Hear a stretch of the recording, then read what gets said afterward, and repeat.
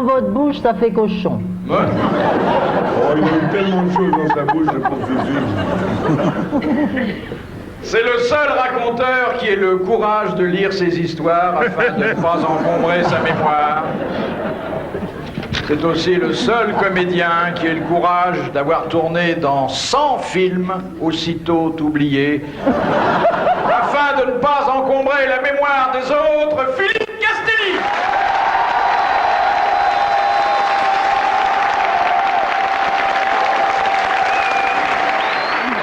C'est une des plus grandes fiertés des grosses têtes que de vous avoir fait découvrir que cette jeune comédienne était encore plus drôle quand elle improvisait ses répliques que lorsqu'elle interprétait le texte des autres, et que le cheveu qu'elle avait sur la langue frisait de rire. Isabelle Mergo.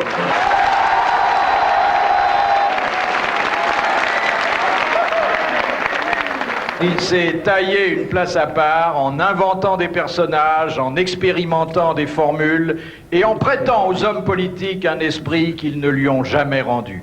Si les grosses têtes n'avaient pas existé, il les aurait inventées. Patrick Sébastien.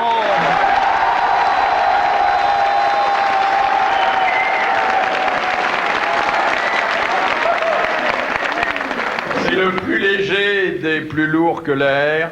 Non, oui. Il peut, avec le même bonheur, chanter, danser, raconter des histoires ou interpréter brillamment un juge d'application des peines. Sa dernière performance en date, Carlos.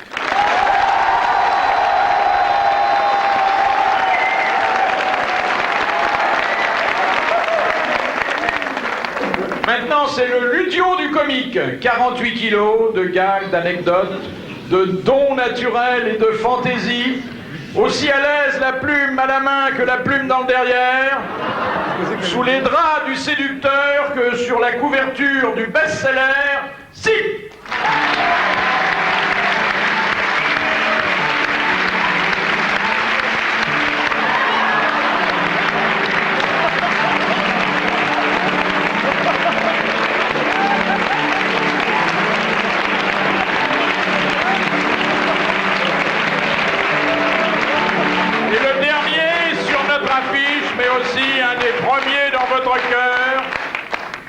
Mérite quelques secondes d'attention.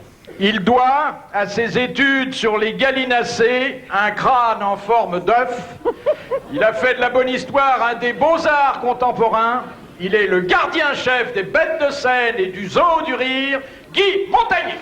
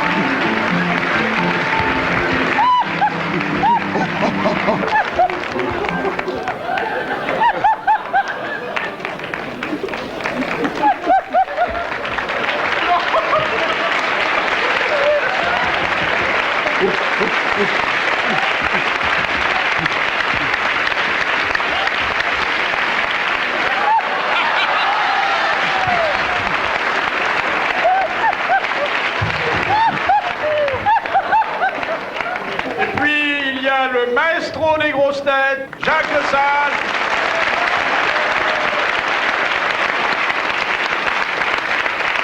Et enfin, la ravissante chargée des cadeaux, mais qui, hélas, pour les destinataires, ne figure pas sur la liste des récompenses proposées, Anne. Bonsoir.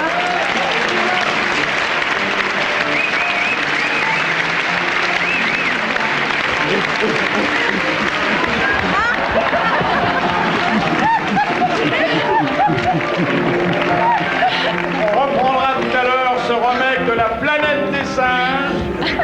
Et il y aura, pour les plus savants d'entre vous, des diplômes d'honneur, et pour les plus incultes, des diplômes d'horreur. Diplômes d'honneur, assez grands, tricolores. diplôme d'horreur, un peu plus petit. Et puis, il y aura des cadeaux personnalisés. Attendez-vous au pire. Et maintenant, que les grosses têtes commencent.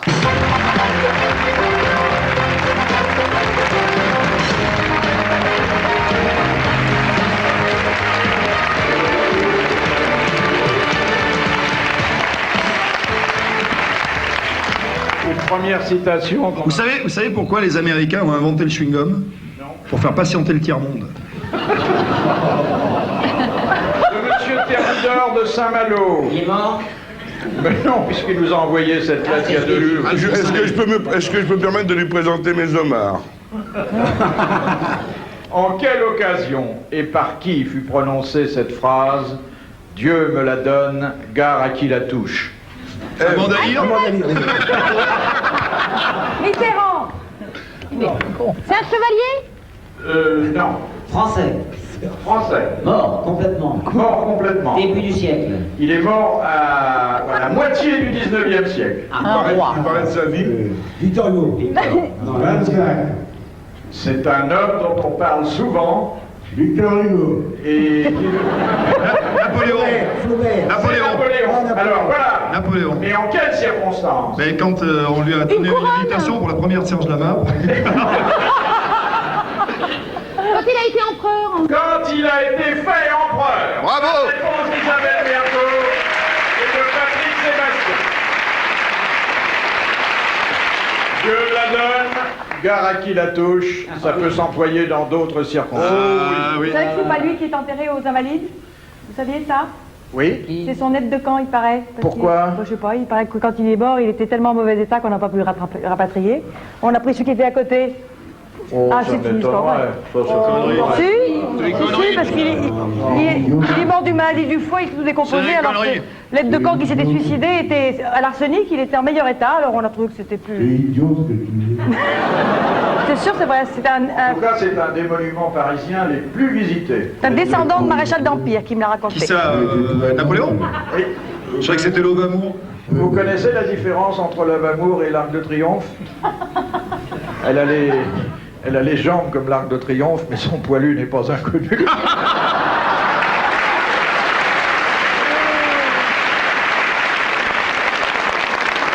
Mon premier est bavard, mon deuxième est un oiseau, et mon troisième c'est du chocolat. Et le tout c'est un gâteau. C'est bavard, oiseau, chocolat. C'est une bavaroise au chocolat, c'est très bon. C'est très bon, hein? Bon, dans la série des devinettes, après c'est fini. Est-ce que vous savez, monsieur Bouvard, comment on dit lapin à un sourd? Lapin! De Madame Ménard, qui a dit « Les Anglaises adorent les chevaux, mais ignorent le bidet Zitrone. Frédéric Dard. Bernard Danilos. Shaw. Est-ce qu'il est mort? C'est un anglais. Danilos. Woody Allen. Major Thompson. Danilos. ». Non, c'est un homme qui est mort quand naissait Castelli, c'est-à-dire au début du siècle. Alphonse Allais. Alphonse Allais. Bonne réponse de Sim.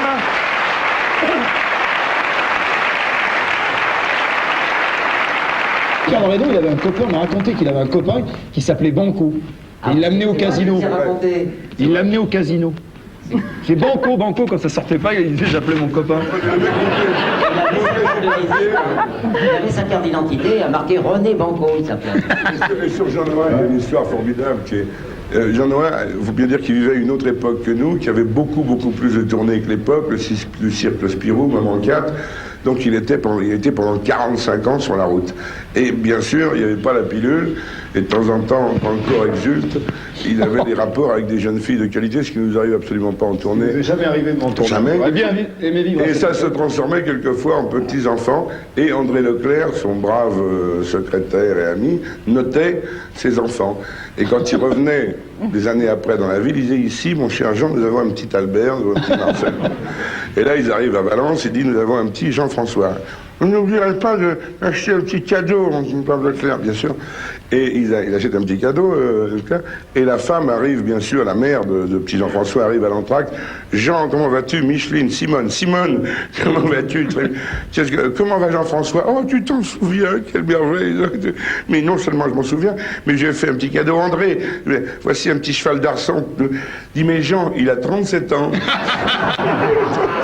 Et il se souvenait qu'il avait des gosses, mais pas de camp. Moi, un jour, je prends un avion pour aller à Deauville, un petit avion pilote d'avion école, quoi, à double commande. Et le Père Noël s'endort derrière, puisqu'il avait toujours sommeil quand il voyageait.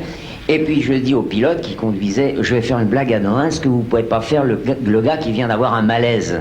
Et moi, vous allez me passer les commandes, et puis en palier, comme ça, c'est pas facile, c'est pas difficile à tenir. Et le pilote dit d'accord, on y va. Et le pilote s'affale comme ça, il fait et moi, je prends les commandes, je réveille Jean-Noël, fait Jaboun, nom de Dieu, regardez le pilote. Et Noël fait, qu'est-ce que c'est? Qu'est-ce qui se passe? J'ai dit, je conduis l'avion, et je dis, c'est vous qui pilotez? Vous avez déjà conduit un aéroplane? Je dis, non, jamais. Prendre de Dieu qui fait. Où est le téléphone? Alors, il cherche là. Faut appeler le téléphone, appelez. Il dit, vous savez pas piloter? Je lui dis, non, pas du tout. Alors, dans ce cas-là, je vous donne l'ordre d'atterrir tout de suite.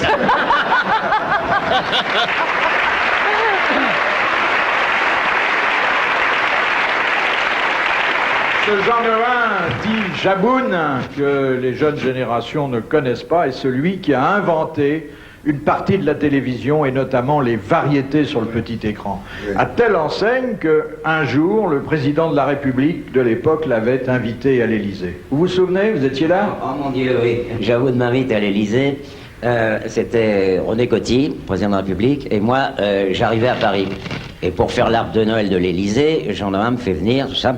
Et moi, ça faisait à peu près 1 an que j'étais à Paris, et j'avais jamais été invité par personne. La première personne qui m'invite à déjeuner, c'est le président de la République. C'est quand même rare pour un mec qui vient de sa province, hein. J'étais paniqué, j'étais vraiment... Alors là, il y avait dans la salle à manger intime du président... le repas se passe, tout ça, ils parlaient ensemble. Moi, j'étais en bout de table, j'étais d'un terne, d'un monotone, je disais rien, pas un mot. De temps en temps, il y avait Madame Coty qui regardait vers moi pour voir si j'étais pas parti, tellement j'étais discret. Et à la fin du repas, on nous sert des oranges givrées. Mais des belles oranges avec de la glace dedans. Oh, je regarde ça, moi, à l'époque, je vous dis, un rince-doigt, c'est tout juste si je me le tapais pas. Et pour tenir ces oranges, pour pas se mettre du sucre sur les mains, à l'Élysée, ils ont une vaisselle formidable, genre pince à escargot, mais très grosse, comme ça, pour tenir les oranges. Moi, j'étais dans mon coin, comme ça, je regarde comment tout le monde faisait. Alors, ils empoignaient le truc, et puis tout le monde enlevait, comme ça. Alors, hein. Moi, je vous dis, personne ne me regardait. Je dis, bon, alors j'essaye, je coince mon orange, et au moment où je vais mettre la petite cuillère dans la glace de l'orange, j'ai cette putain de pince à orange qui claque et j'ai mon orange qui gicle dans une bibliothèque et qui se coince entre Montaigne et la Boétie. Je repose mes outils de travail et puis et tout d'un coup, Madame Germaine Coty jette un coup d'œil vers moi, et ben elle voit mon assiette vide. Alors que eux, c'était pas taper la peau, c'était... Voilà. Et elle me fait « Oh, vous aimez, monsieur... » Et non, il s'appelle Sim. Ah, vous en voulez une autre? Non. On se lève, on va au café pour prendre le salon. Non, on va au cafon pour prendre le salé. Enfin, on va se taper un kawa dans la pièce d'à côté. Et moi, je dis, il faut absolument que je récupère l'orange dans les bouquins, parce que si jamais il y a un domestique qui trouve ça, on va dire, qu'est-ce que c'est que ce bougnafier que Monsieur Noël a invité? Et pour avoir un alibi, je demande à Jean-Noël, qui était habitué des toilettes qui était habitué à l'Élysée pour aller aux toilettes, je lui dis, où sont les toilettes? Il me fait, écoutez, vous n'avez pas dit un mot pendant tout le déjeuner, maintenant vous demandez où sont les toilettes? Je lui dis, mais ça peut arriver.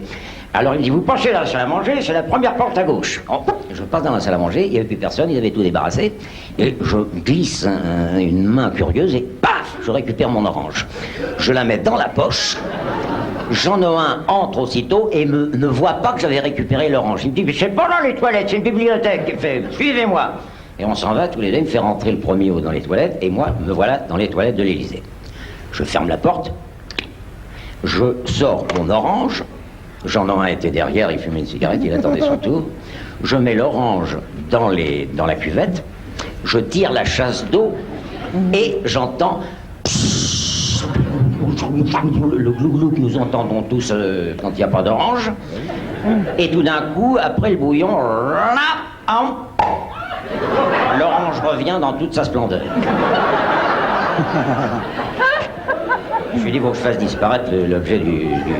Alors, je remets l'orange, je retire, j'attends que le truc se remplisse, c'est long, entendez ça, hein. Je retire, une deuxième fois, hop, elle revient, pareil que la première fois. Et me voilà à l'Élysée, à genoux, devant ce trône où se sont posés tant de fesses illustres, en train de découper en petits morceaux mon orange pour qu'elle fiche plus rapidement dans les tuyaux. Je retire une troisième ou quatrième fois la chasse d'eau, tout fout le camp, et tout d'un coup, il y a 2 ou 3 petits trucs qui viennent se coller à la paroi de faïence. Je dis l'honneur est sauf, je sors, j'en ai un qui me fait « Elle va manger, dis donc, 4 fois la chasse d'eau !» Et il regarde et il voit les 2, 3 petits bouts de machin. Il me dit, voyez, vous auriez jamais dû manger la peau, c'est indigeste. Et c'est vrai.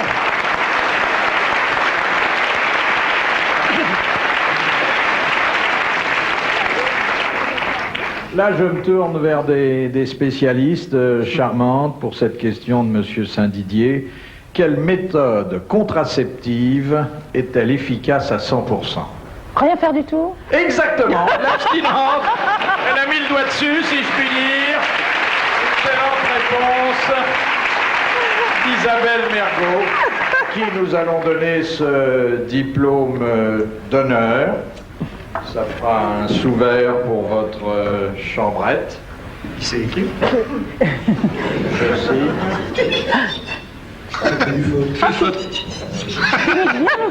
Voilà. Et Anne va vous donner ça en attendant bien sûr des cadeaux qui récompenseront non seulement une érudition mais un bon sens qui est encore... Il a une signature qui est plus grande que lui, dis donc. De Monsieur Dubois de Sion. En Suisse? Oui. Oui. Si on est Alors en Suisse. justement, qu'est-ce qui en Suisse est interdit à toute femme qui n'est pas de nationalité suisse? Se marier? De voter. De voter. Non. De payer des impôts. Faire les services De rentrer dans militaires. l'armée. De se faire D'être avorter? flic, d'être policier, d'être... Non, effectivement, dans l'armée. d'exercer un métier. Militaire. Avocate. Banquière. Militaire. Gynécologue, Non. Douanier. Commandant de bateau. chocolatière. Ecclésiastique. Il faut des diplômes pour exercer ce... Il faut pas de Prostituée. diplôme, mais il faut un don naturel et un peu Prostituée. d'expérience. Voyant. Voyant. Il a dit Prostituée. Eh bien oui. La prostitution. La prostitution est réservée. Oh. Oh. Peut-être qu'on vous a non. raconté des Avec histoires, l'immigration. exigez toujours la carte d'identité. Bonne réponse de Patrick Sébastien. C'est ça qu'on appelle d'ailleurs des emplois réservés dans des quartiers réservés. Que signifie, demande Monsieur Ocard de Tours, que vous connaissez, qui s'appelle, oui, il se prénomme Adhémar. Vous savez que dans les familles, on en a des nouveaux. Hein. Ah, il y en a des nouveaux? Dans les familles, il y Qu'est-ce qu'il y a? a Ponsable du Matos, Thérèse. Thérèse Ponsable du Matos.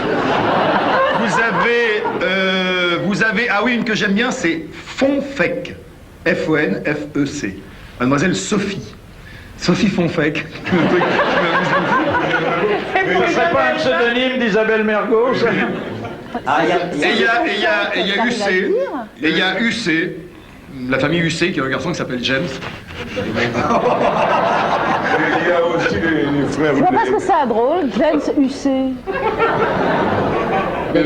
Les frères Hullet aussi. Je vais l'entendre de ta bouche. Qui m'ont demandé de vous donner Les frères Hullet. Ah, j'ai peur. Ah ouais. Yvon et Jacques. Il y a monsieur et madame Teusmani aussi. Gédéon. Gédéon Teusmani, oui. C'est une petite famille française de Poitiers dont la femme est caissière à la BNCI et le frère directeur de rayon à Carrefour et qui ont des petits moyens et qui partent avec leur 8 en vacances depuis des années au camping des Alfaques en Espagne où tout se fait chaud. Et ils rencontrent là-bas, c'est la famille Wallognon. C'est les Wallognon qui sont des gens charmants. Et ils partent avec leur petite fille, et le matériel, la planche à voile, le landau parce qu'elle est petite, petite Wallonion. Et donc ils passent la frontière, ils vont comme... Et là-bas, on va savoir pourquoi à côté d'eux, dans la caravane d'à côté, il y a des gens qui viennent de Cadiz, des Espagnols, les moelle à moule. Et qui ont aussi, quel bonheur, un petit enfant qui a l'âge de la petite Wallonion. Et ces deux gosses, c'est un plaisir de les voir jouer sur la plage pendant que les parents boivent un peu de manzanille pour être dans le coup. Et d'année en année, ces enfants jouent, deviennent grands, commencent à être pubères et commencent à flirter. Et les Wallonions et les moelle à moule sont heureux de voir ces deux enfants flirter et devenir un petit peu intimes. Une année, 2 années, 3 années passent et on va les fiancer et on les fiance. La fille Wallonion et le petit moelle à moule. Et quel beau mariage ça a fait Ginette Wallonion et Ramon moelle à moule.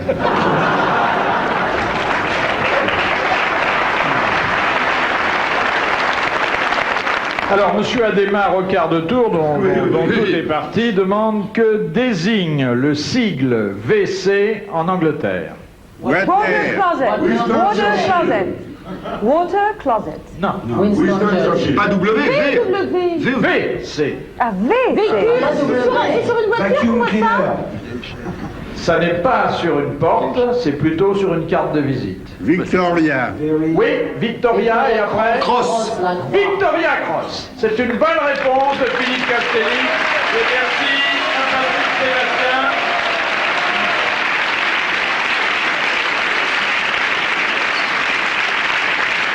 Cher Monsieur Castelli, Anne va vous apporter un cadeau qu'on a spécialement acheté à votre intention. Nous sommes partis du fait que vous aviez beaucoup de mal à vous réveiller le matin, d'ailleurs aux autres heures de la journée aussi. C'est un réveil pas comme les autres. Écoutez.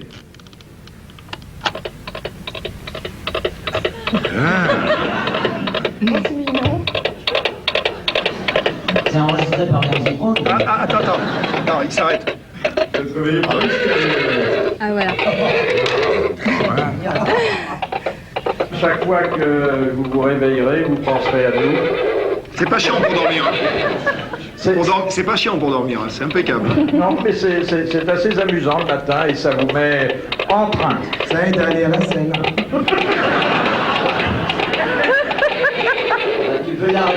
Tu peux l'arrêter quand tu veux, hein. Ah, Non, j'ai mais une non. histoire. Alors, c'est la fin du repas de noces. Un camarade C'est la fin du repas de noces. Je vous emmerde. Alors, c'est la fin du repas de noces. Attends. Joue-le, merde. Joue-le. C'est la fin du repas de noces. C'est la fin du repas de noces. Voilà. Un Après. camarade d'enfance. Monsieur Castelli, regardez, Carlos, qui est un excellent comédien, vous donne des leçons de maintien, avec les 2 mains ouvertes. C'est pas l'enterrement, un repas de noces. C'est la fin du repas de noces. Ben oui, il lâche son papier. Non, vous lâchez votre papier. C'est la fin du repas de noces. Voilà. Elle est Elle finie, on a Oui, il faudrait peut-être quelque chose de Guilleret, hein. Voilà, c'est la fin d'un repas de noces. Un camarade d'enfance se glisse près du marié et lui murmure. Oh, dis donc, mon vieux. Non, murmure là. Murmure. Murmure. Et lui Ah, dis donc, mon vieux, murmure. Attends. Oh, dis donc, mon vieux. Oh, Plus bas. oui, on est assez amis pour que je te parle franchement, hein. Je me demande ce que tu peux bien trouver à ta femme. Elle est énorme, elle boite, elle louche, elle n'a plus un cheveu sur la tête. Alors le jeune marié dit à son copain, tu peux parler plus fort, elle est sourde.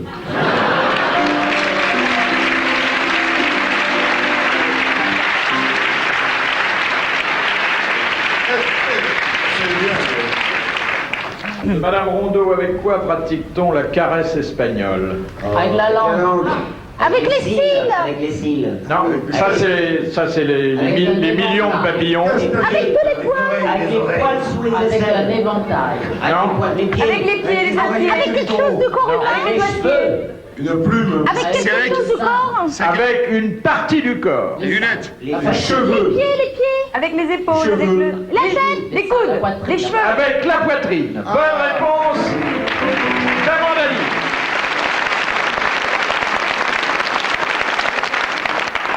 Quand tu mets entre les seins, ça s'appelle une C'est la grippe espagnole. espagnole. Je croyais que ça s'appelait une cravate de notaire. Tu veux pas nous faire massage espagnol? Moi aussi, Non, je connais la grippe espagnole. Bah oui. Vous n'avez jamais, Tu prends des antibiotiques aussi? vous n'avez jamais pratiqué la caresse espagnole? Non, non, non. Peut-être que vous manquez de matériel? Oh, non, mais très injuste, c'est faux. Peut-être l'autre. Elle est roulée comme une reine. Carlos, on doit se régaler avec lui.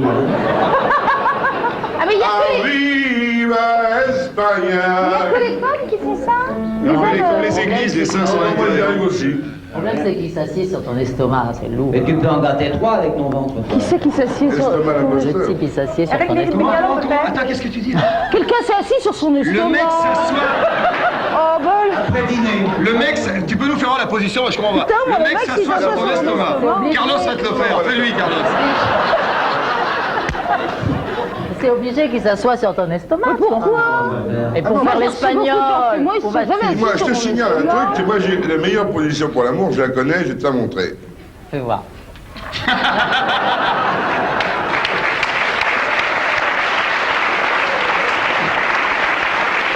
On va voir une démonstration. Je comprends pas l'image. Oh, je te fais un dessin. Alors, justement, Non, ça nous deux. amène à la question de Madame Longuet. Pourquoi les Amazones se coupaient-elles le sein? Pour me tirer. Pour mieux tirer, mais pas pour mieux tirer à l'arc. Bah oui alors. Ah bah oui, mais il faut le dire, parce que tirer aujourd'hui, ça a d'autres acceptions. C'est une bonne réponse d'Isabelle Mergot, à laquelle on va remettre tout de suite un cadeau. Un très joli cadeau. Nous avons tiré à l'arc.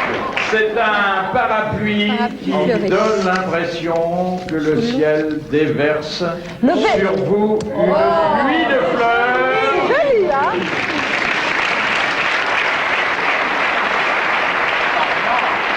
C'est joli, hein? C'est charmant.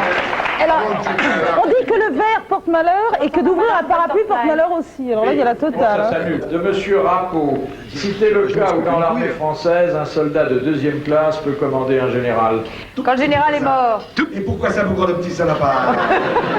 Hein? C'est quoi la question?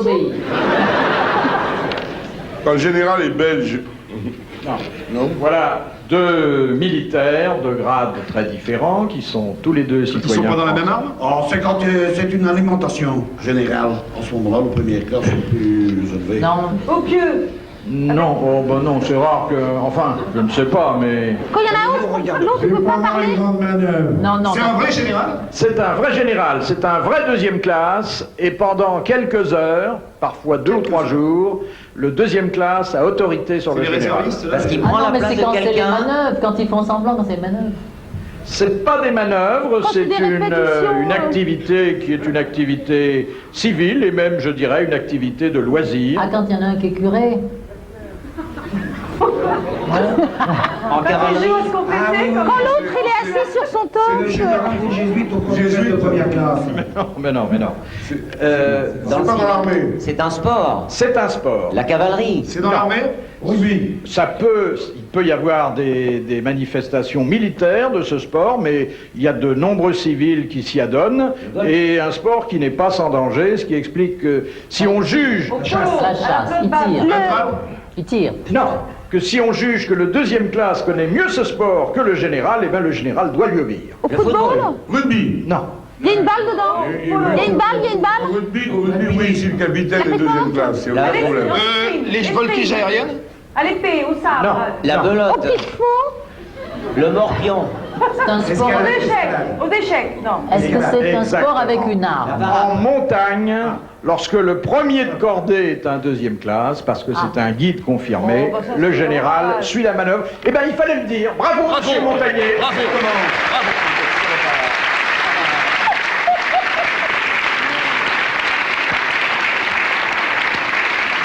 De Madame Le Pellet de Saint-Jean-le-Thomas, pourquoi mettons un tablier au bélier? Bah, Ah, mais c'est quand C'est ils pour vont exciter sauter. la bélière. Ils vont sauter les chaises. C'est pour pas qu'il tronche. Faut pas qu'ils salissent le Pas qu'il faut régime. que tu sautes les chaises. Pour pas qu'on se Ils sont pas sur les pauvres au simulacre de la 5 minutes. reproduction. Exactement, c'est un morceau de toile qu'on suspend sous leur ventre. C'est ce que je fais moi aussi le Bah, soir. un tablier. pour les empêcher de saillir les brebis.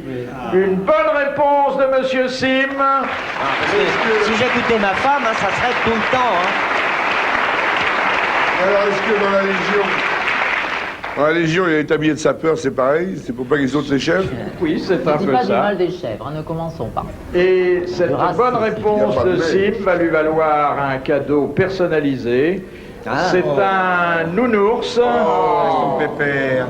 de fabrication récente. Il y a des nattes, il lui manque que la dent en or pour faire Madonna, t'as vu? Ah, c'est vrai que Bah chiche, tiens, je vais vous la faire, Madonna. il y a peut-être une ressemblance. Hein. Oh, je sais pas, ça va être un peu approximatif. Attends, il y a une sorte de petite machine là. Hein? Ah oui. Qu'est-ce que se met une Madonna derrière les épaules, derrière les oreilles pour exciter les hommes, ses jambes? Moi, je dors avec Nounours dans mes bras. Chaque soir, je lui parle tout bas. Attends, j'avale ma dent là. Je lui raconte tous mes petits chagrins. Et je m'endors sans plus penser à rien. Le matin, coucou aux autres. C'est moi qui le réveille. Et malgré, il fait la sourde oreille. Et je m'entends que maman et papa. Moi, je dors avec Nounours dans mes bras. Bon, parfois, je désobéis. Parce que c'est chiant ça. Quand dans ma chambre je suis finie, il me regarde, l'œil attendri. Je sais qu'il est mon seul ami. Moi je dors avec Fifi dans mes bras. Chaque soir, il me parle tout bas. Il me raconte des tas de petits machins. Et je m'endors sans plus penser à rien. Le matin, c'est lui qui me réveille. Salaud! Et malgré moi, je fais la sourde oreille. Parce qu'il faut toujours. Et même autant, si j'étais Madonna, moi je dors avec Boubou dans mes bras.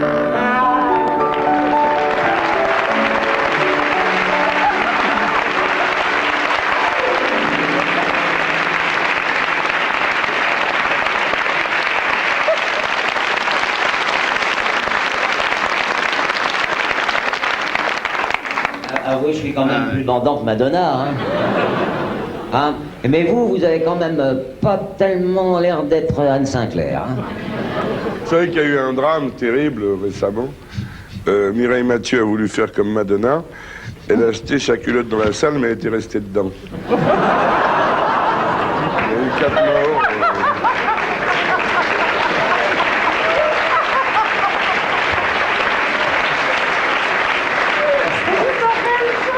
Mais je suis content que Sim ait pris la défense de la chanson française qui est tellement attaquée actuellement. Oui, j'ai voulu inviter Bigard. Malheureusement, il était en tournée. Non, mais je peux pas vous. Vous voulez que je vous le fasse maintenant?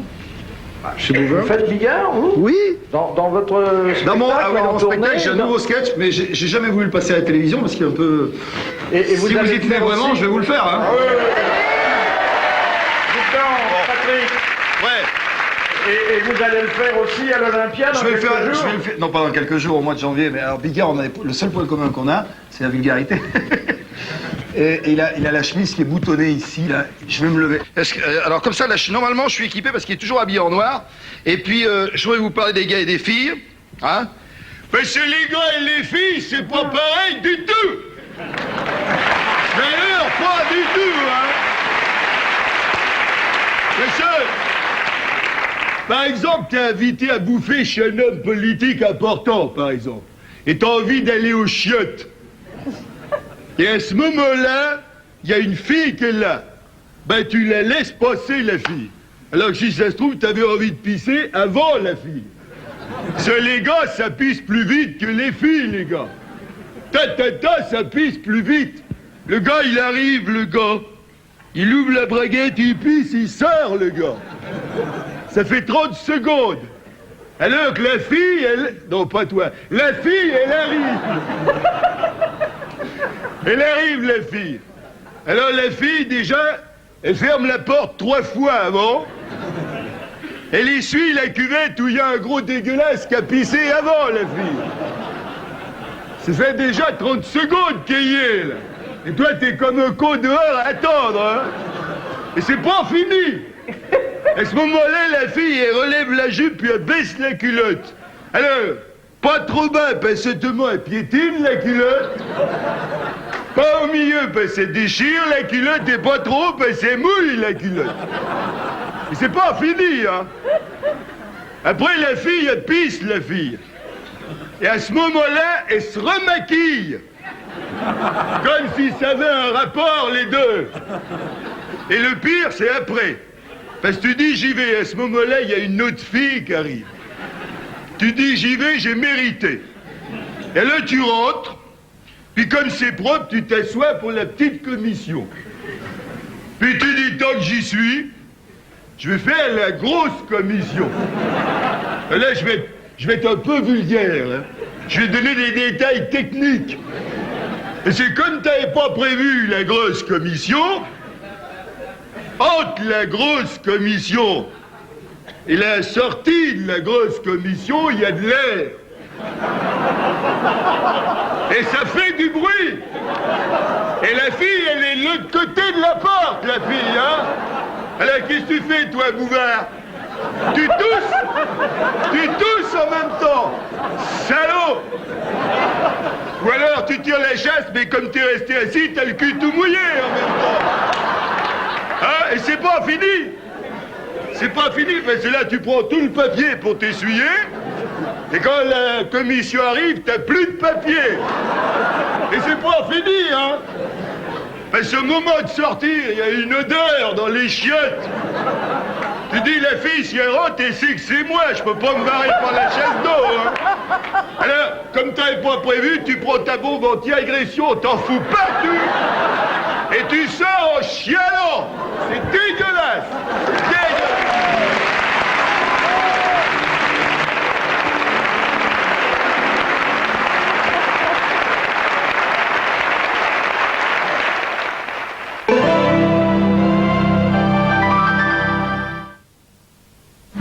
Stress, pollution, votre...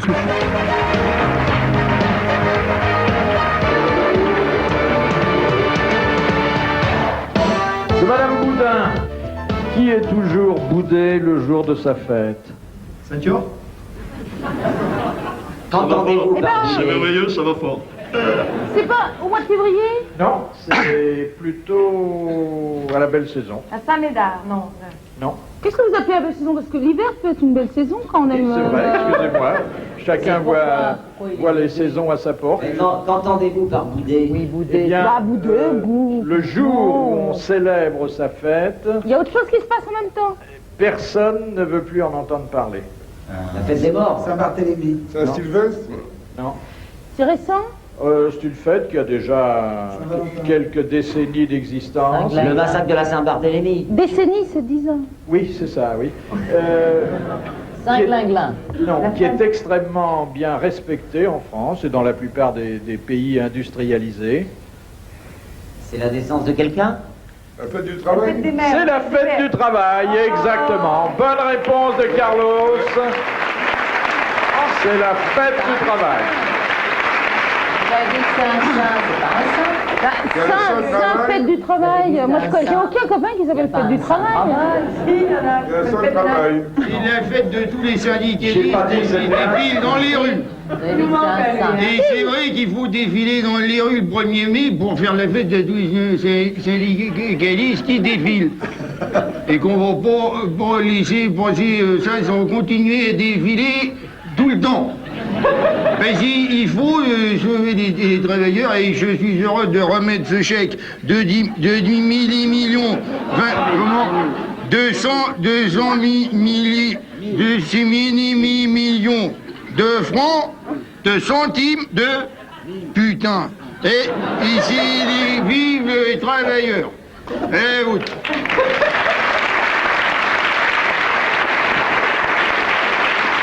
Ah, Non. Ils sont merveilleux, les hommes politiques. J'ai aussi écrit un sketch, là, que je vais pas vous faire maintenant, mais j'ai écrit un sketch en faisant redialoguer revisiter les politiques parodiards.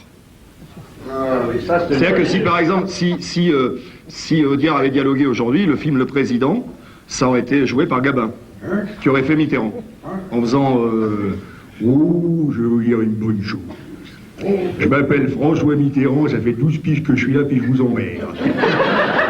Je voudrais dire à mes adversaires qu'il ne faut pas confondre prostate et retraite anticipée. Je voudrais leur dire également qu'il y a peut-être des socialistes magouilleurs, mais il y a aussi des poissons volants et ça ne constitue pas la majorité du genre. Et pour terminer, veuillez recevoir mes hommages dans la gueule. Je ne vous mets pas mon pied au cul, ce n'est pas de la compassion, c'est de l'arthrose.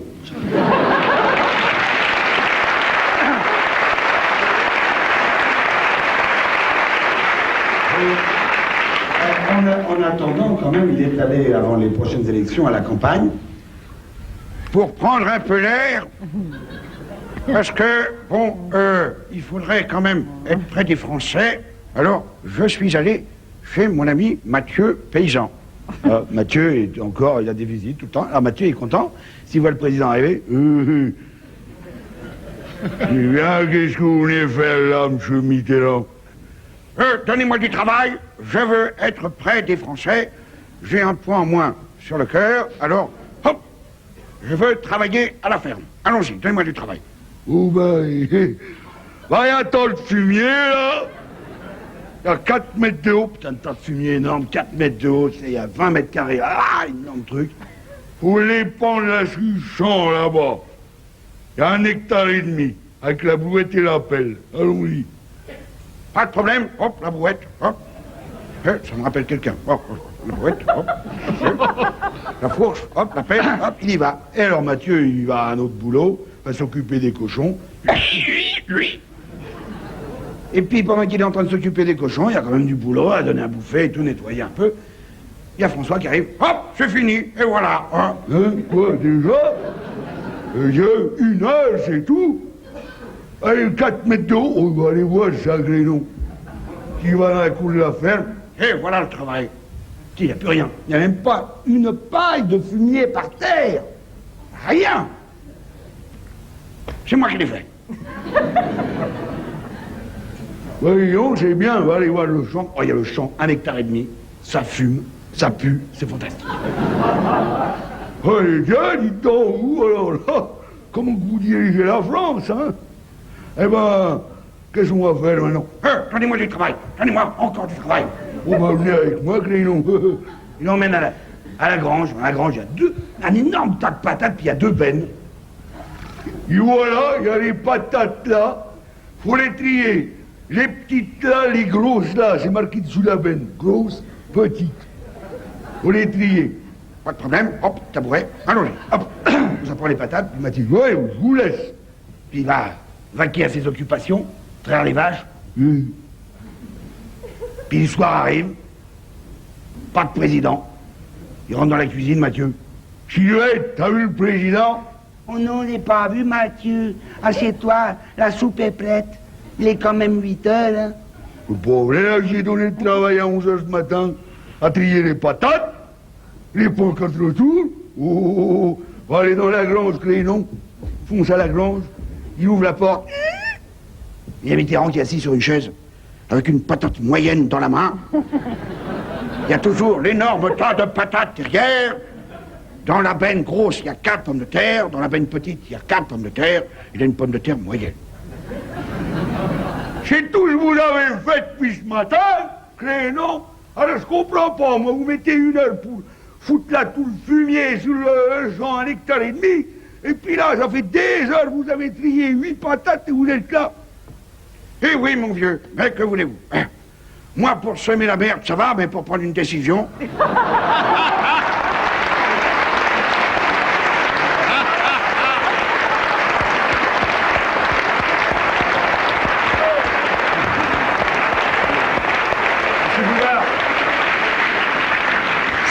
Ce qu'il y a quand même de magnifique dans notre beau pays, c'est qu'on puisse raconter des histoires comme ça. Oui, on ne peut pas. Si. J'en ai juste une toute petite histoire à vous raconter. C'est Mitterrand qui va voir une prostituée.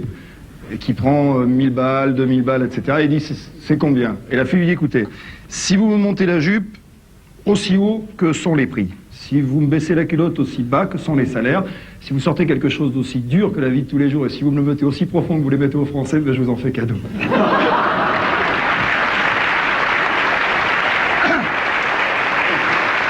Mais c'est merveilleux de pouvoir le dire. C'est une petite histoire de patate. Bon, c'est, par exemple, bon. So, sur la plage, n'est-ce pas, il y a Van de Brood qui est là, assis sur le sable. Il regarde ce qui se passe devant lui sur la plage et il voit passer, il y a un dragueur. La classe, Gilbert, la classe, tout ça, super chouette. Toujours des belles gonzesses avec lui et tout. Oh. Les filles, ah, Gilbert. Et alors, tous les soirs au bar, il y a 25 gonzesses. Gilbert, et Van de Brood, les deux, c'est pas possible, hein. Moi, je n'ai pas une seule gonzesse, puis moi, je ne sais pas comment faire, alors, discrètement, pendant que, n'est-ce pas, Gilbert va s'éloigner quelque peu pour aller dans un endroit où la solitude est de rigueur, il le rejoint vite. Dis-toi donc, hein, comment tu fais pour draguer toutes ces gonzesses? C'est très simple, mon vieux. Sur la plage le matin, je me promène devant les filles en maillot de bain, avec une pomme de terre dans le slip de bain. Et là, elles tombent toutes dans mes bras. Oh, ça, c'est formidable comme idée, la contre, hein. Tu as qu'à en faire autant, mon vieux. Vas-y, mets-toi une pomme de terre dans le slip et tu vas voir. Allez, je vais aller aux cuisines. Qu'est-ce qu'il faut prendre? De la rosa, de la viola ou de la binge? Je vais peut-être prendre de la binge pour avoir une grosse binge. Et n'est-ce pas? Il prend une binge. Il va chercher une grosse binge. Et il la met dans son slip le lendemain. Et les filles sont mortes de rire sur la plage. Voyez, là, qu'est-ce que c'est? Pourquoi vous riez? Les filles, hein? On va passer une soirée. Alors l'autre, il est là, il pleurait, il va au bar. C'est pas possible, il est en maillot de bain. Gilbert! Alors Gilbert est en train de siroter un petit cocktail, il est là. Oui, qu'est-ce qu'il y a, Van de Brood? Ben Gilbert, viens voir.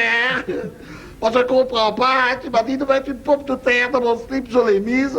À toutes les filles, ça manque de moi, là. Pourquoi, là? Il regarde. Mais la patate, il faut la mettre devant!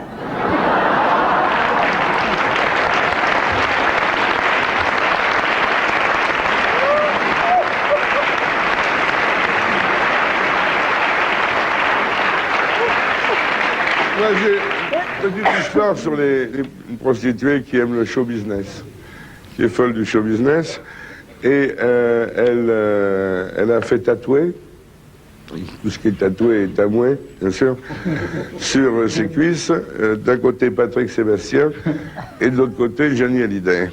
Et elle est là, et elle dit voilà, il y a ses copines, moi c'est très simple. Quand j'aime tellement le show business que j'ai fait tatouer Patrick Sébastien là, Johnny Hallyday ici. Les mecs qui reconnaissent les deux, ils baisent à l'œil. Celui qui reconnaît qu'un, c'est moitié prix. Celui qui reconnaît personne, c'est le prix complet, c'est le prix total. Premier client arrive. Et un petit loup, qu'est-ce qu'il y a ici? Qu'est-ce qu'il y a? Le mec il dit ça c'est Patrick Sébastien, c'est imitateur. Et de l'autre côté, Dadou, ronron, machin. Johnny Hallyday, très bien, tu baises à l'œil, tac, câble et tout. Deuxième client arrive. Il dit, un petit loup, c'est qui ces deux-là? Il dit, là, je vois pas du tout. Une imitateur à la télé, marrant et tout, une émission, tout ça, avec Jacques Marwani qui prend les sous. Jacques Marwani prend les sous, lui, il travaille et tout. Ah, ici, chez Jacques Marwani qui prend les sous, ça va être Sébastien. Il me dit, voilà. Il dit, l'autre côté, Dadou, ronron, tout ça. Et je vois pas. Eh ben, demi-tarif, là, on est... Et le troisième mec qui arrive, il dit, alors voilà, qui c'est ces deux-là? Show business, tu connais?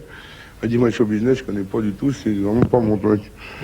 Il dit, bah, regarde bien, là, le premier mec qui fait à la télé, l'imitateur, vachement sympa et tout marrant. On va pas. Puis l'autre côté, rock'n'roll et tout, machin, Dadou ronron. Moi, je vois pas. Il dit, par contre, le gros barbu frisé au milieu qu'une grosse bouche, je le reconnais, c'est Carlos.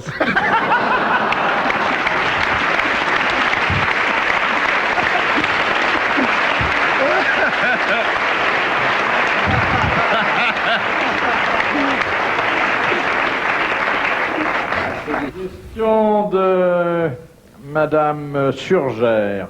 Comment faisait autrefois, je dis bien autrefois, naguère, les médecins pour détecter chez leurs patients la présence de sucre dans les urines à une époque où nous n'avions pas... Ils y goûtaient. Il goûtait C'est bouilli, alors ça faisait du caramel. Il goûtait. Il buvait. Des gourmandes. Alors, Il buvait. non, ils ne buvaient pas. Ils mettaient ça près Ils du mettaient dans le ruche, café si pour les voir abeilles manger. arrivaient dessus. Il faisait Alors, chauffer. exactement, près d'une ruche ou sur une fourmilière. Et si les animaux accouraient, c'est qu'il y avait du sucre dans les urines. Bonne réponse du docteur Montagnier.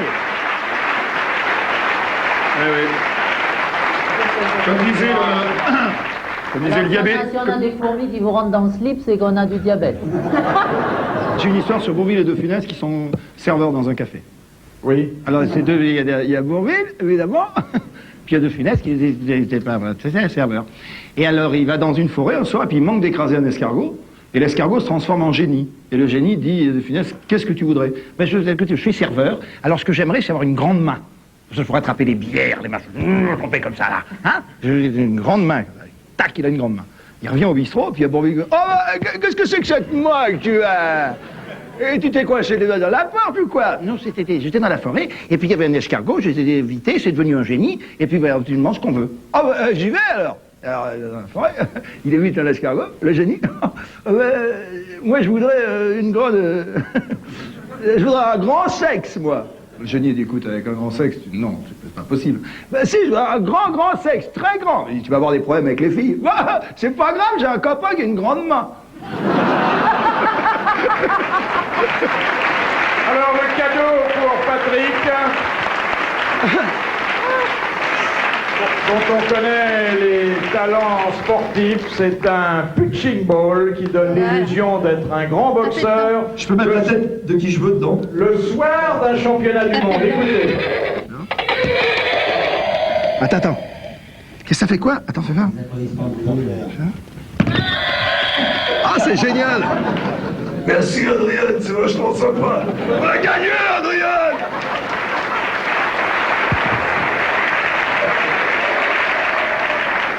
Deux gosses à table, et il y en a un qui est deux petits mômes, comme ça, ils sont tranquillement avec leur grand-mère. Il y en a un qui dit, dis donc, t'as vu mes mères quand elle imite le loup? Il fait non. Il dit, mémé, il faut qu'il parle fort parce qu'il est un peu sourd. Il y a combien de temps que t'as pas réussi à tirer un coup? Elle fait, ouh.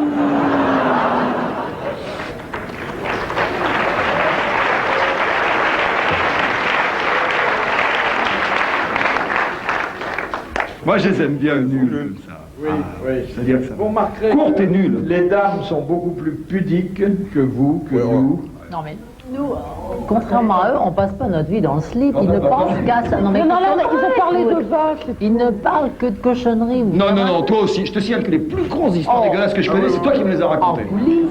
Et en coulisses, tout à l'heure, raconte-la l'histoire, la différence entre 51 et 69. Je la connais pas. Par exemple, 51, t'as venu dans la Nice. Ouais, oui.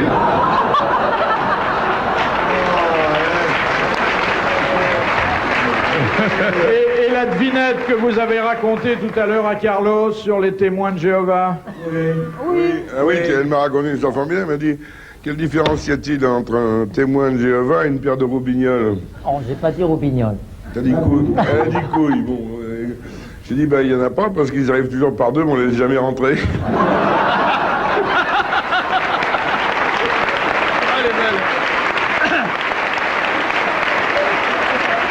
De Monsieur Gétraud. Pourquoi les amoureux sont-ils souvent victimes de sugillation? Les suçons. Oui, ce sont les suçons. Bonne réponse de Sim, les suçons. Vous voyez dans quel état je suis, moi? On fait de la télévision, mais je vous montrerai pas mon petit corps. Le suçon se perd. On se perd, oui, on n'a plus le temps maintenant. Et non pas le supon se sert. Amanda, j'aspire à le connaître. Vous êtes de cet avis aussi, mademoiselle Mirbeau, le suçon disparaît des mœurs amoureuses françaises? Oui, C'est très dangereux le suçon. non, je suis tellement sage et tout que... Je me suis rarement fait sugiler, c'est ça le mot, hein. Non mais attendez, on peut se faire sugiler ou sugiler soi-même. Oh, je ne sugile pas, non. C'est un truc on faisait ça à l'école comme preuve, comme on avait été sugilé. C'était la preuve. On se sugile soi-même. Moi, je le faisais, oui, effectivement, à l'école, pour faire quoi je devais un amoureux. Alors, ça faisait des suçons sur l'avant-bras. Je me suis fait sugiler par Jackie Sardou, on a retrouvé que les godasses. Heureusement que ma femme a reconnu les chaussures à ce crêpe. C'est encore une de vieilles traditions, bien de chez nous, qui disparaît. Vous ne le regrettez pas? Vous connaissez l'histoire de la pute qui va chez le gynécologue? Et alors, il lui demande, quand vous avez vos trucs, vous perdez beaucoup? Elle dit, oh oui, une brique et demie. Il y a la fille qui fait, elle se pète la tronche dans un réverbère parce qu'elle n'a pas fait gaffe sur le trottoir. Non, elle saigne du nez, elle fait, ah ben quand c'est pas d'un côté, c'est de l'autre. N'oublions pas, M. Bouvard, que les femmes ont 4 lèvres. 2 pour dire des conneries et 2 pour se les faire pardonner. C'est ravissant, hein? C'est d'un goût. De Monsieur Lecor du Rincy, que découvrit Thomas Edison en passant les mains dans les cheveux de sa sœur? L'électricité statique. L'époux. Non, pas d'époux. L'électricité statique. Une bonne réponse qui est apportée au crédit à la fois de Philippe Castelli et de Carlos. Sur un chat, par exemple, mais je parle d'un chat à 4 pattes, hein, vous le caressez à rebrousse-poil, ça fait des petites effluves, on appelle ça. Ça fait des petites machines bleues. Fais-moi le chat, fais-moi Félix. Sylvestre. C'est horreur. Ça m'éclate. On me caresse dans le bon sens. La dorsale ronronne. Et dans l'autre sens, ça fait des dessins. C'est horreur, bon ça. Chérie Isabelle. À propos de la tu crois à la métempsycose?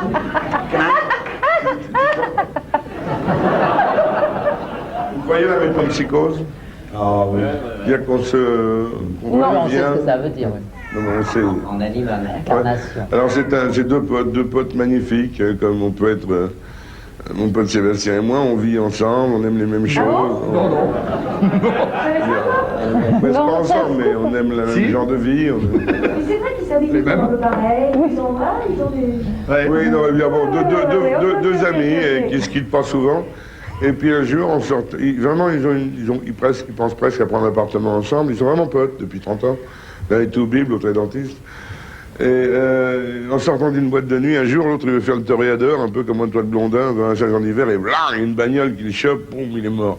Enfin, mort, mourant. Son pote se jette sur lui en larmes, lui fait du bouche à bouche, dit merde, faites tes choses, appelez le SAMU, on appelle le SAMU, on l'amène à l'hôpital. Et son pote lui meurt dans les bras. Et lui, il est catastrophé, il dit merde, c'est pas vrai, une amitié comme ça de 30 ans, c'est pas possible. Et on s'était dit que si par hasard on mourait un jour, on communiquerait avec l'autre. Il rentre chez lui, il éteint tout, il se couche sur son lit, et il attend. Et il attend 1 jour, 2 jours, 3 jours, 4 jours, il se passe rien, 5 jours. Et il essaye par tous les moyens de rentrer en communication avec son pote qui est mort. Et il n'y arrive pas. 3 mois, 4 mois, il devient malheureux. Et un mec, il t'a essayé l'étape qui tourne, comment ça s'appelle L'étape qui tourne. Tu sais, bon... Le spiritisme. Et non, cette connerie-là, j'y crois pas. Mais il essaye, il vient dans un château monstrueux, un guéridon, ils sont là à 4. Il dit, Robert, je te cherche depuis 2 ans, t'es là? Rien ne se passe. Robert, et tout d'un coup, oui, je suis là. Oh, je dis, putain, Robert, quel piège dans trop. Ça va. Comment ça se passe? Je baise, dit la table, je baise, je bouffe, je dors, je baise. On dit, quelle merveille de te retrouver. Mais quelle merveille de te retrouver, c'est formidable. Et encore, je baise, je bouffe, je dors, je baise. Oh, il dit, ça doit être fantastique, le paradis. Écoute, il dit, et la table répond, je ne suis pas au paradis, je suis réincarné dans un élevage de lapins dans le Gers.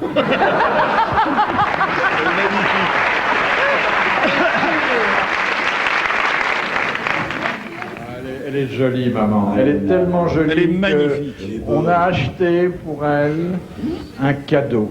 Et un cadeau qui est en quelque sorte un cadeau magique. C'est un miroir auquel elle pourra demander sans risque et pendant 50 ans encore si elle est toujours aussi belle. Ah, c'est adorable. Regarde-toi. C'est vrai, il fait rien pour lui. Tu vois, ma chatte devant... Je vais voir devant Castelli, voir comment ça fait. Comment ça fait devant Castelli? Merci beaucoup, je suis très touchée. Mais il faut remonter les piles, hein. Non mais, avouez que c'est un joli cadeau. Ah oui, hein? c'est charmant. Et vous pouvez non Quand je suis seulement... toute seule, triste chez moi, pour me remonter le moral, c'est merveilleux. Vous Merci pouvez beaucoup. l'emporter durant la journée, vous le mettez dans votre sac, et quand vous êtes dans les transports en commun, au restaurant, vous le sortez. Très utile. Et tout le monde sifflera en même temps, car vous êtes vraiment très belle. Et vous connaissez la différence?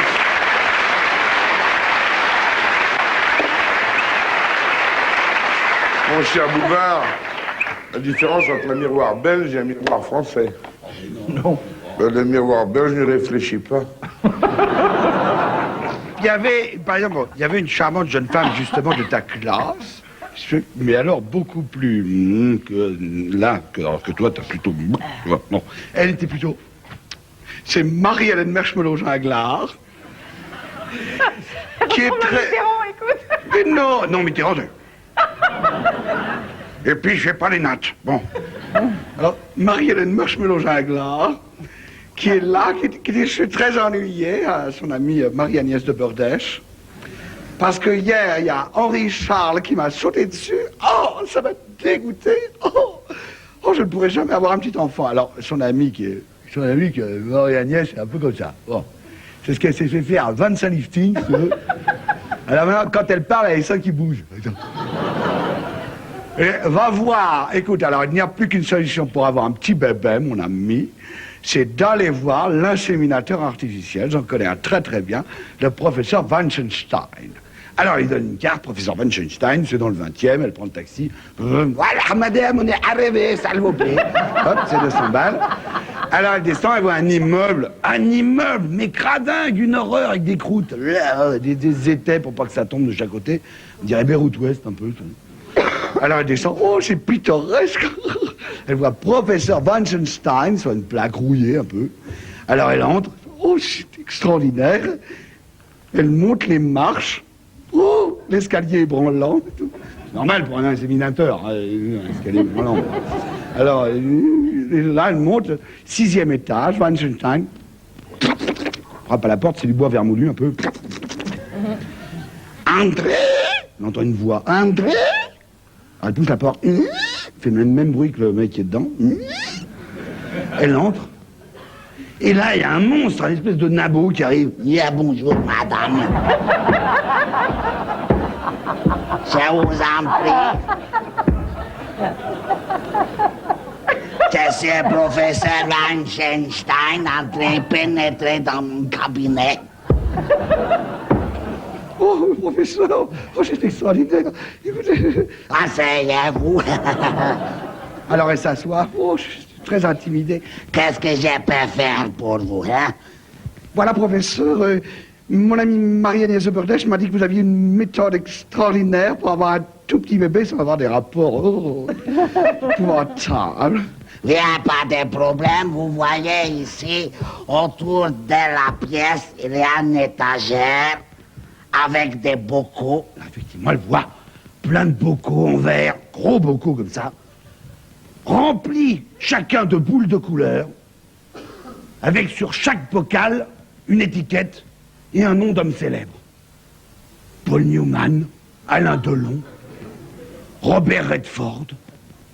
Voyez, madame, alors ma méthode, elle consiste que vous choisissez un bocal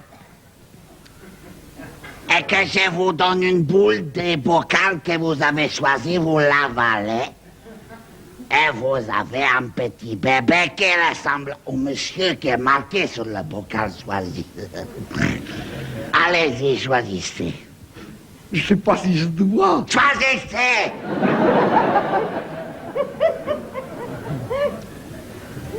Je m'attendais pas si vite. Nous allons aller voir.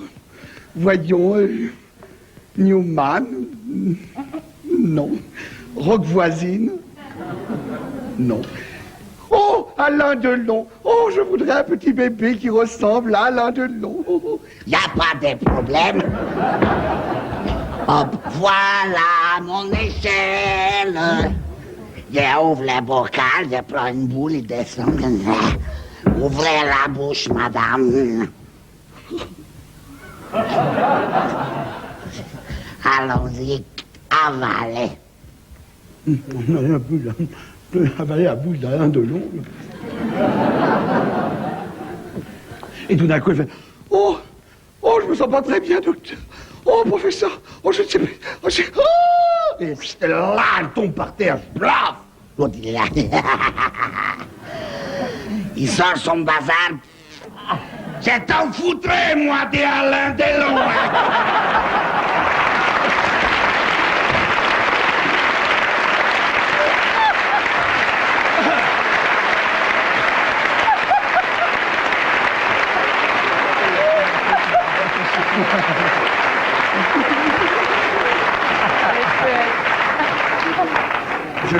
J'ai une famille en Belgique. Les deux sont un peu âgés. Marcel, elle a 43 ans et Simone a 39 ans. Et j'essaie d'avoir un enfant de toute leur force parce que c'est leur vie. Ils n'y arrivent pas. Et un jour, ils ont cet enfant. C'est ce bruit qu'entend l'ami de la famille en arrivant dans le foyer. Et il entend le bruit. Il dit... Vous avez eu un enfant?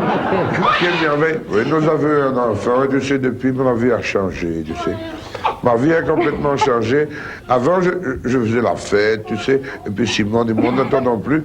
Et ce bébé est arrivé. Il a changé notre vie complètement. Maintenant que j'ai un but dans la vie, je travaille pour quelque chose, et tout ce que je vais accumuler dans ma vie, ça va être pour lui. On va lui faire des études, on va lui dire...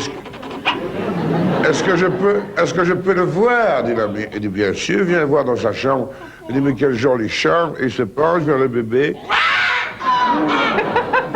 Il dit, mais qu'il est joli. Tu penses bien, c'est notre héritier, c'est la vie. On n'attendait pas, 42 ans, 39 ans. Tu penses que maintenant, toute notre vie est basée sur ce bébé. Est-ce que je peux le prendre dans mes bras? Bien sûr. Le bébé dans les bras. Il dit, quel âge a-t-il? Il dit 4 mois et demi. Et comment il s'appelle? Il dit ça, on ne sait pas, on ne comprend pas ce qu'il dit.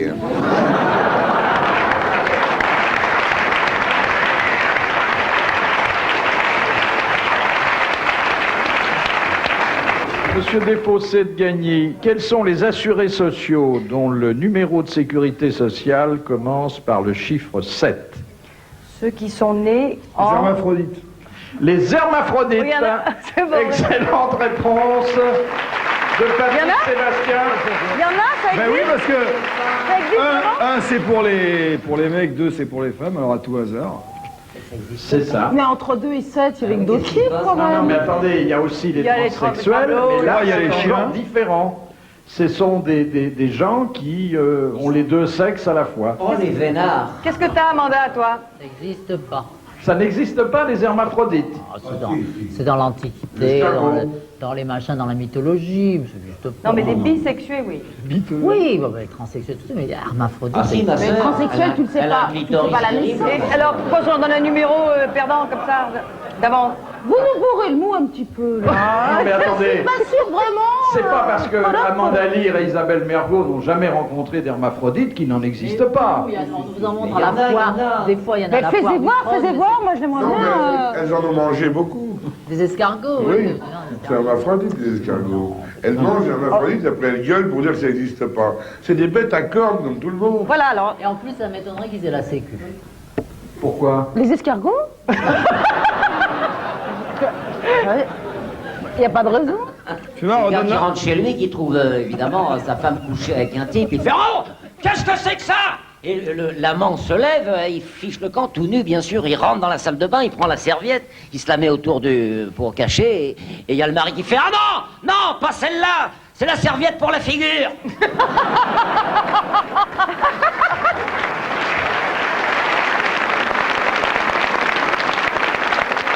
Question de Madame Gédon.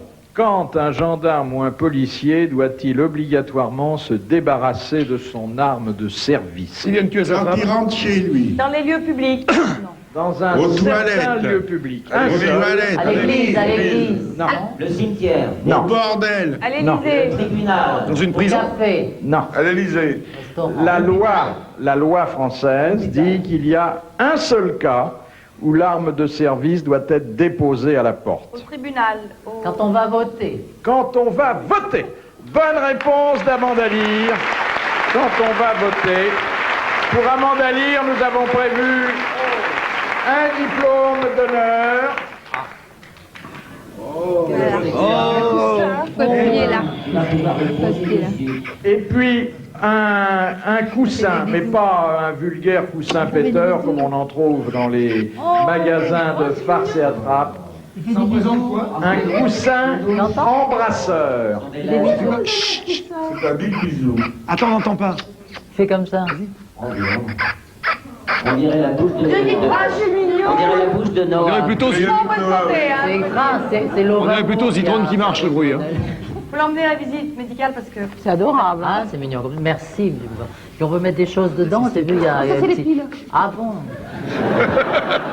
C'est que ça pile. Braguette derrière.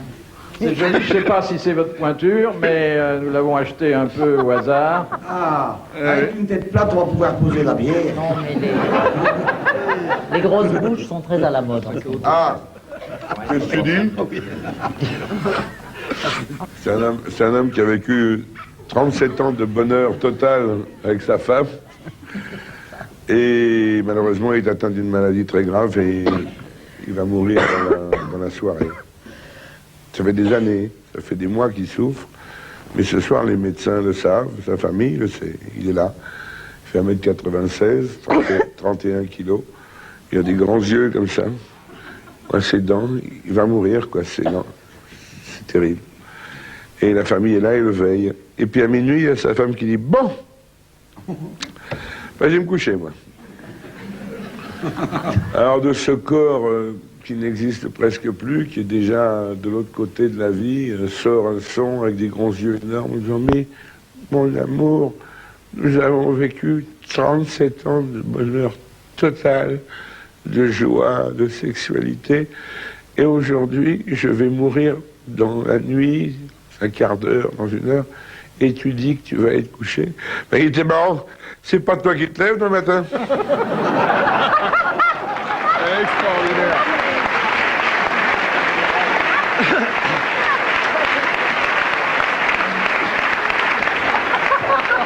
Ah oui.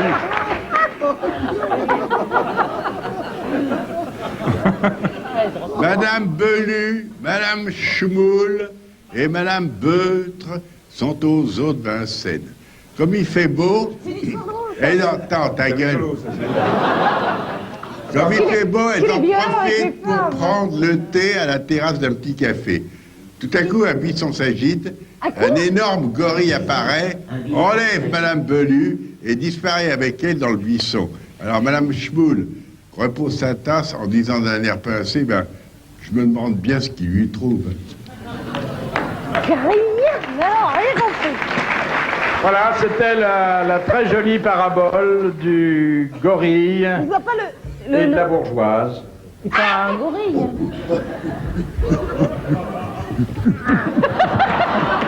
Fais mal, fais mal. Ils vont le partouzer.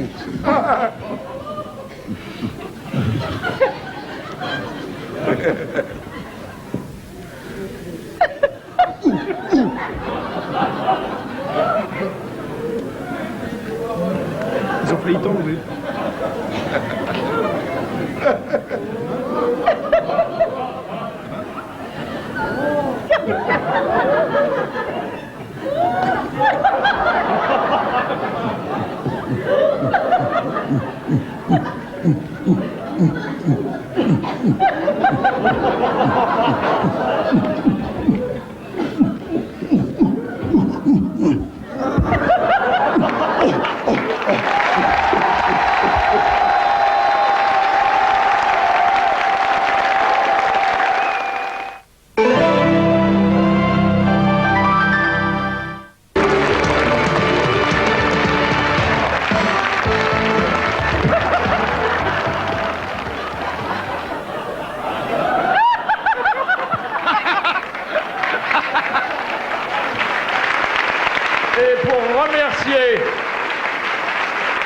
Montagnier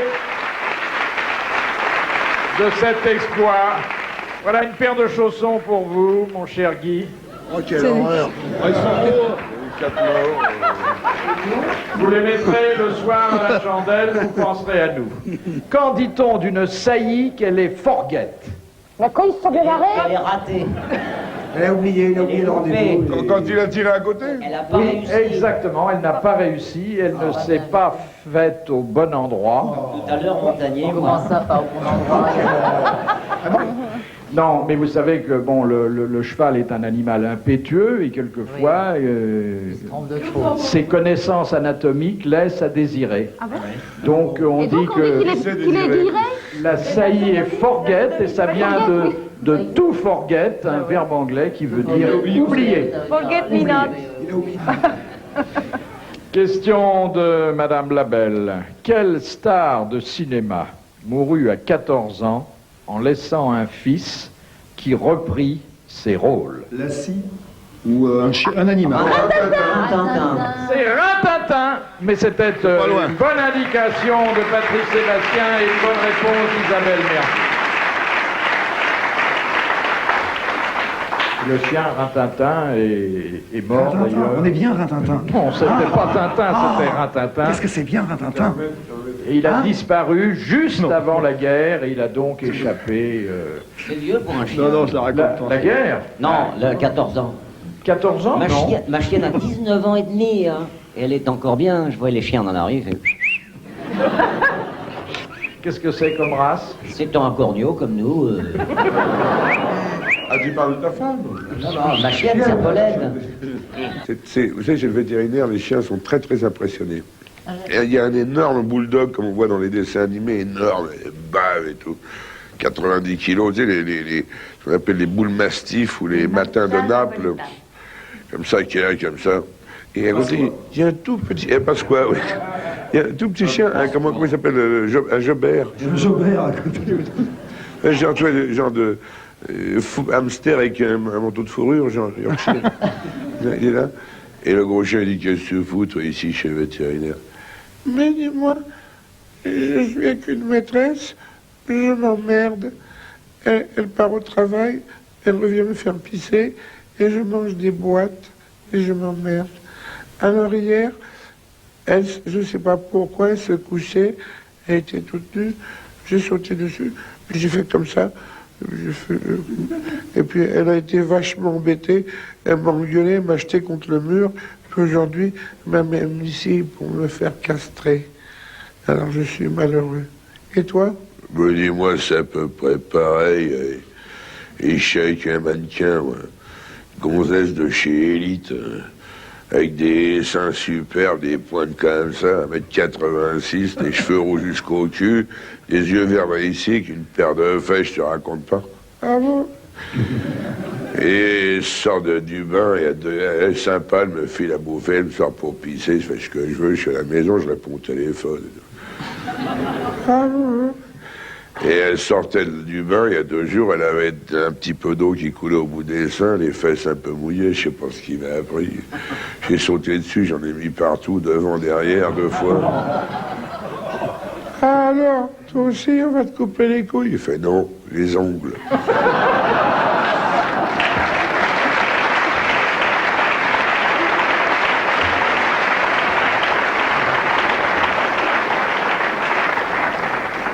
De Madame Well d'Alençon. Pourquoi le roi Salomon mettait-il chaque soir dans son lit pour dormir une dizaine de jeunes vierges? Pour les compter, parce qu'il avait du mal à s'endormir, non? Non. On cherche, ça. Pour lui tenir chaud? Non. Pour résister à la tentation. C'est symbolique. Ah, Il est touché? Pourquoi 10? Il est coupé en 2. 5 de chaque côté? Oui. Pour lui tenir chaud? Plus que ça. Pour le masser? Pour les empêcher de se dépuceler ailleurs? Non. C'est parce qu'elle portait Est-ce qu'il des est touché? sous-vêtements et on disait que c'était ses 10 slips.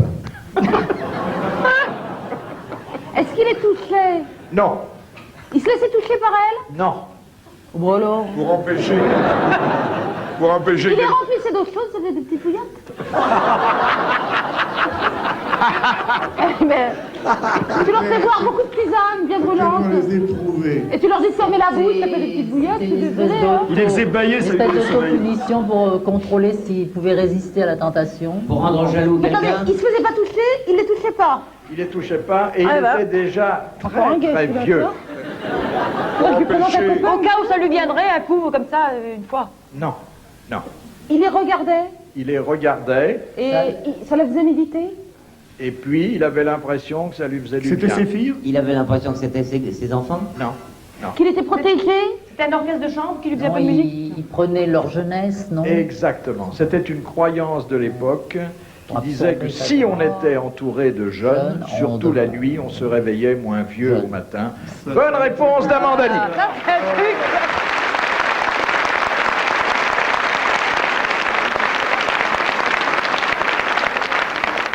Ça va, une petite chérie. Bon, Qui va te rappeler, Pas dans le portefeuille celui-là, non? qui va te rappeler un joli souvenir. tu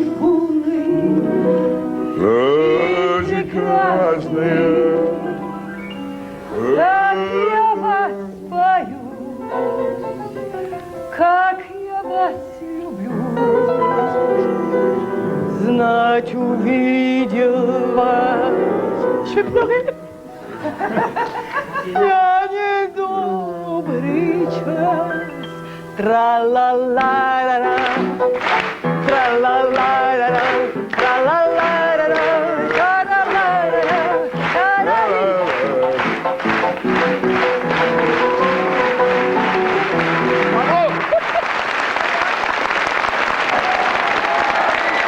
Monsieur Spahn de Dunkerque, quelle différence entre pénis et phallus? Oh, j'ai déjà entendu ça quelque part. Et l'autre pas. Oui, lequel? Le phallus. Et le phallus est en érection. Et le mien ne l'est pas. Et le pénis est au repos. Voici un distinguo subtil, anatomique et parfaitement observé par Monsieur Sim. Il y a Ah, nous, évidemment, on ne pouvait pas le savoir. une très Parce jolie que nous, histoire, on c'est... n'en a jamais vu des molles. Pardon? Non, je dis nous, on ne pouvait pas le savoir parce que nous, on n'en a jamais vu des molles. Oh, que tu es gentil. Alors on applaudit Tous les deux. patates. Non, parce qu'il y a une histoire qui est terrible. C'est deux jeunes filles qui travaillent dans une assurance à côté de l'opéra. Elles ont 17 et 18 ans. Elles se voient tous les soirs. Elles font la fête avec leurs copains. Des petits copains qui ont des mobylettes et des petits scooters. Et ils s'amusent beaucoup. Et pendant 6 mois, elle ne voit plus sa copine. Elle la cherche. Elle est sortie de la banque. Elle ne la trouve pas. Et 6 mois après, elle la retrouve un peu différemment coiffée. Elle me dit, qu'est-ce que tu fous? Ça fait 6 mois que je t'attends. Ça fait 2 ans qu'on fait la fête avec les copains le soir. Tu viens plus? Non. C'est fini les midets. C'est fini les petits cons de 18 ans. Je fais l'amour avec des mecs d'âge mûr. D'âge quoi? D'âge mûr, je peux pas comprendre. 53, 54 ans. Et je comprends pas, dit la petite, ça change quoi? Ça change ça. Ça change tout, ma petite chérie, dit quoi ça change. Au lieu de partir sur les mobylettes, s'arracher, prendre les mitoufles ou les bas et avoir froid au cul, il vient avec une Mercedes me chercher une voiture espagnole. Bon. Il y a de la moquette à l'intérieur et tout.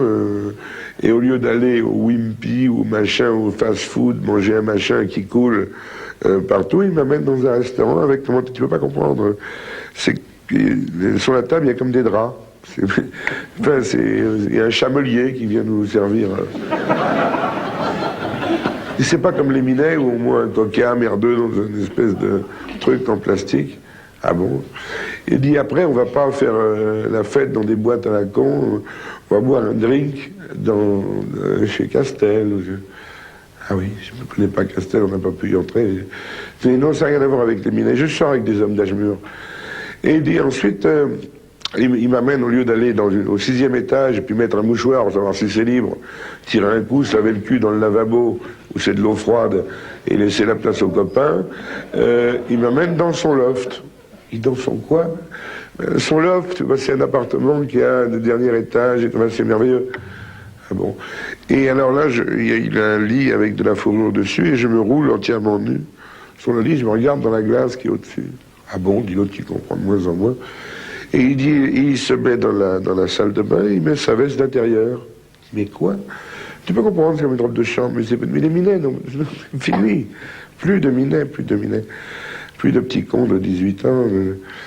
Et je suis là en train de me rouler, et il sort de la salle de bain, il sort son pénis. Il sort quoi, dit son pénis. C'est le mot, hein. Il dit, c'est quoi son pénis? Il dit, comment t'expliquer c'est comme une bite, mais c'est mou.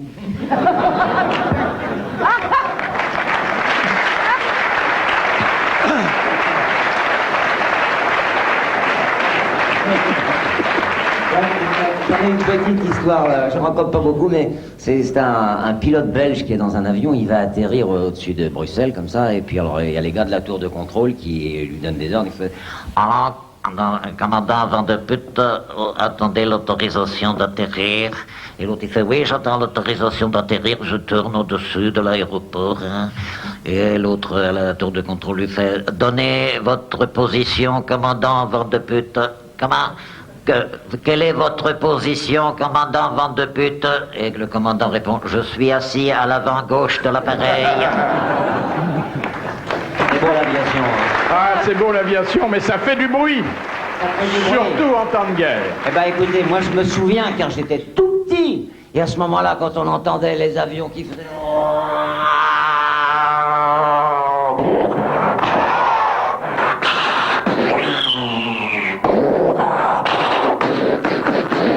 Mais il y avait la DCA, bien entendu, et il y avait la lumière. Bande de froussardes. Vous êtes collabo ou vous planquez pas, vous?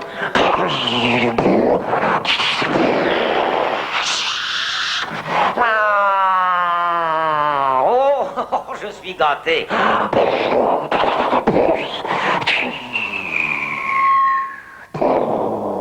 Et tout ça, mesdames et messieurs, avec ma petite bouche, mes petites lèvres, ma petite langue, ma petite glotte et ma petite tronche.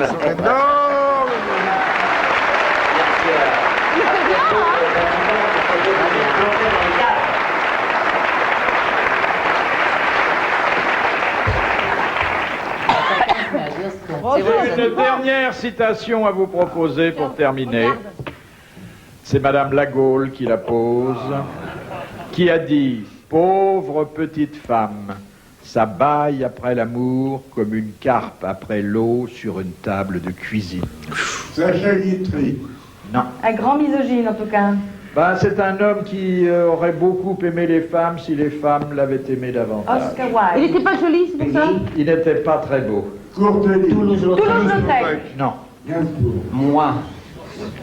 Il est mort? Oh, il est mort au 19e siècle et les femmes l'ont beaucoup fait souffrir. Hein. Un écrivain? À telle enseigne qu'il avait fini par choisir, mais la mort dans l'âme, le plaisir solitaire. Un auteur de théâtre? Non. Flaubert? C'était Flaubert. Carlos. Bonne réponse de Carlos, et si vous voulez... Bravo, Carlos! Nous nous quitterons sur cette ultime performance littéraire du juge de l'application des peines, sachant que les grosses têtes vous donnent rendez-vous l'année prochaine, au mois de janvier. Merci et bonne année!